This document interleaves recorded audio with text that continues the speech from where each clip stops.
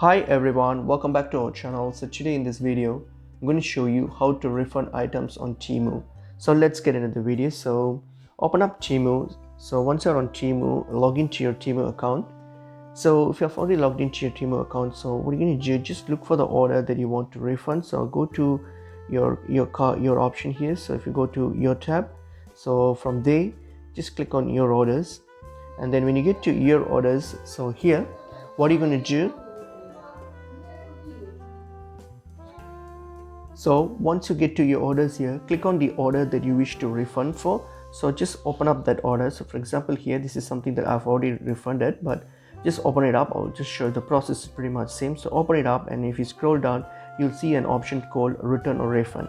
Simply click on that return or refund option and then select the item, the exact item that you want to refund, and then a reason for your refund, and then just click on and then select it and then proceed with the step, and that will lead you to, and then you just have to complete the process, and that's it. Your payment will be refunded. If your refund needs to be credited as Temu credits, you will get it instantly, or else it will be sent to your original payment method such as your bank account or something like that.